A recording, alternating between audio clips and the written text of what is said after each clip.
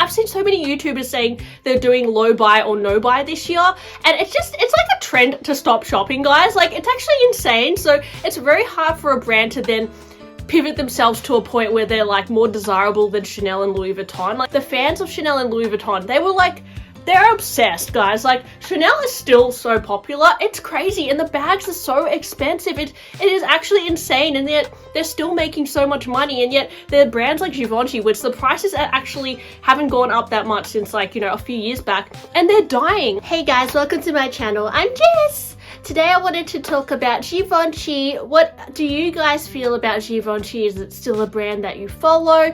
I know that Louis Vuitton, Chanel, Hermes, they all have these really die-hard fans, and it seems like not as many people on YouTube anyway don't talk about Givenchy as much as they used to. Maybe back in like 2010, 2011, when the Antigona was one of the hottest bags. And the Antigona was actually designed by Riccardo Tisci, who was the creative director of Givenchy, I believe from 2005 to 2017, 2018, can't quite remember. And from there he went to Burberry, and he was the designer of Burberry for a few years. Now he's now left Burberry, and I have no idea what Riccardo Tisci is doing now, but I will say that his presence at Givenchy was very strong, and he really made Givenchy a hot brand for about 10 or so years, I would say, in modern day. You know, he had the Bambi print, the Rottweiler print, and all these like animalistic adaptations, I don't know, on hoodies, on tote bags. They were so popular, and as I said, the Antigona was such a popular bag for like the 2010s era. And it's been said, guys, that like 2010s fashion is coming back, which it just absolutely baffles me because it doesn't even seem like that long ago, but then I realized it's like 14 years ago. 14 years ago, guys, I was working at TOPSHOP, and TOPSHOP was like the hottest brand, and this is totally off topic, guys, but I watched a video the other day about how the rise and fall of TOPSHOP. I'll link it below, and oh my gosh, it just blew my mind because I worked there for 4.5 years, and it was like the hottest brand, and then it just completely went bust. Like, it's just crazy how fast a brand can just go down. Like, it was a brand that was around since the 1960s, and because of the COVID, because of, you know, online, it just couldn't survive, and they overexpanded and all this. Anyways, that's a whole different topic, but the reason why I'm talking about Givenchy today is because in my local shopping centre, I noticed that Givenchy had closed down. And in Australia, Givenchy, I believe, is franchised by Mirai, which is like a department store-ish company who stocks like Balenciaga, Givenchy. I think they have Loewe as well. But anyway, they had a Givenchy store in my local shopping centre, and yeah, it seems like Givenchy in Australia, in Melbourne anyway, is no longer. And it seemed like they couldn't keep up with the sales, and they maybe aren't as profitable as they were 10 years ago. Matthew Williamson was the most recent creative director of Givenchy, and it said that he announced that he's leaving Givenchy December 2023, so just recently. So I don't know who the next creative director of Givenchy is going to be. They're kind of in this limbo phase, but it seems like they're kind of struggling at the moment. Let me know, guys, is Givenchy in your local city doing well? Are they still as popular? Maybe it's just a thing in Australia, but yes, they've kind of closed down in my local shopping centre, and I'm thinking, like, what's happening to Givenchy? They used to be such a hot brand. Not to mention that they have so much history. I mean, Audrey Hepburn with the little black dress, that was a Givenchy creation, and you know, they're so famous for dressing so many old Hollywood starlets, and now they've just come down to this. And I want to talk about today, like, what Givenchy looks like the website, what are their hot items even, and are they going to rebrand themselves again? Because I've noticed that, you know, brands like Burberry, Gucci, they're all rebranding themselves, and maybe it's time for Givenchy to also have a rebrand, unless Riccardo Tisci goes back to Givenchy. You know, he doesn't have a job. I don't know what his job is right now, guys, so maybe he needs to go back to Givenchy now that he's left Burberry and reinvigorated the brand, because he was a really good fit. He brought this like street style aesthetic, and I think it attracted a certain clientele. Well, if I look at the website now, guys, that Antigona is still on there. It's still, it seems like a really popular bag, and I'm just amazed at the price point. I mean, for the small size, it's 3,500 Australian dollars. That is such a good price for a designer bag in 2024, guys. Like, if you look at the Louis Vuitton website, what the hell can you get in a full leather bag that's $3,500? You're going to be paying at least $6,000. And Givenchy are still keeping up with these like 2018 pricings. It's just crazy. I just feel like even if you look at Loewe, like their puzzle bag is now like almost 5,000, and it's still the Antigona still stays in the 3K bracket. I just think that, wow, like, is Givenchy like really underrated, guys? Like, anyway, Antigona it's still a classic to me. It's very 2010s.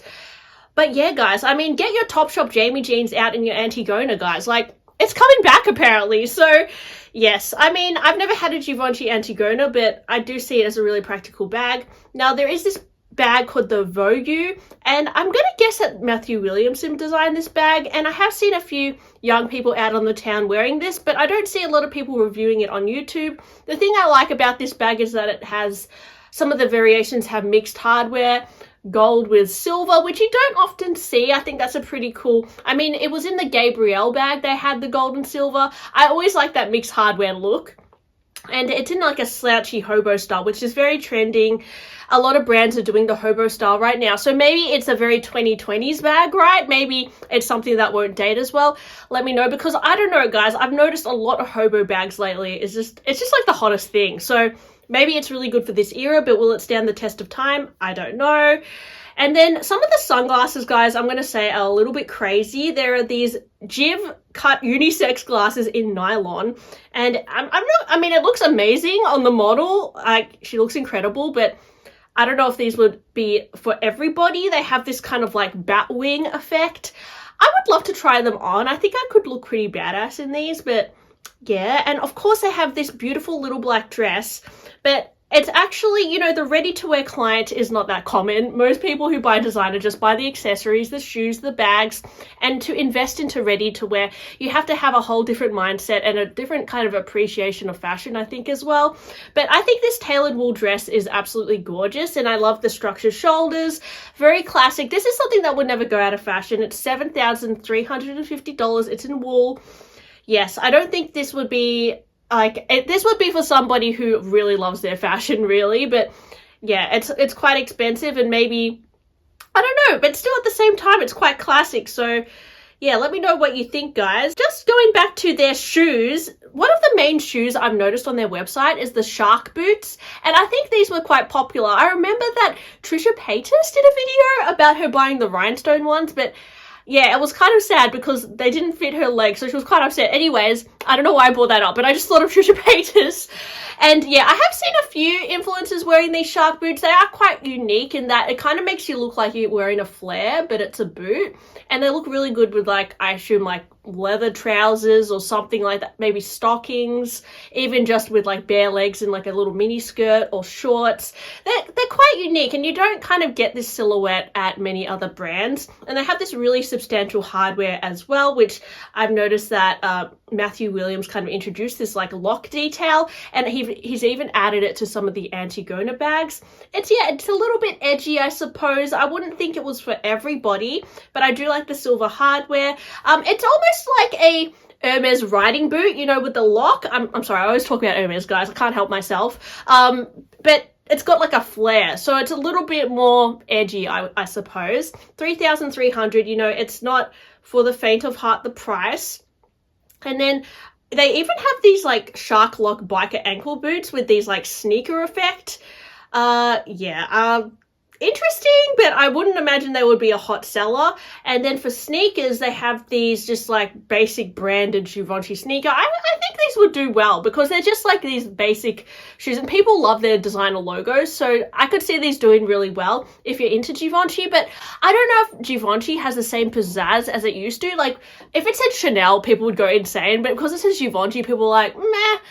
Although I'm sure the price is like half the price of Chanel sneakers in this case. So yeah, as I said, Givenchy pricing is pretty good for a luxury brand. Now, there are lots of crazy adaptations of the Antigona. You've got the jeans one, which I think is pretty cute. Looks like the fly's undone. It's a little bit fun. And then they also have the Vogue bag in the boyfriend jeans effect. Pretty cool. I've also noticed they're doing a few suede bags, and suede is said to be trending for 2024. I don't have any suede bags because I've been a bit scared to buy one because I know that they're not the easiest to maintain, you know, a few drops of water and it's just already stained. But I do love suede bags. Like, guys, let me know, do you have a suede bag? Because I'm actually like thinking to get one eventually, but I don't know if I could buy one new. But I don't know, guys. I think like a brown suede is pretty cool. I don't know if I would buy it from Hermes or maybe like a contemporary brand, because a suede Hermes bag would be like a fortune, unless I went pre-loved. But yeah, I don't know. I do like the look of suede, and it is said to be trending this year. Another bag I've noticed is the medium G shopper tote in the corset style. Pretty cute. I mean, corsets have been trending the last few years as well. I think, who kind of made that cool? Probably like Dion Lee. You know how all the kids were wearing those like Dion Lee corsets? I don't know if it's got to do with that. Corsets are a classic thing though, I suppose.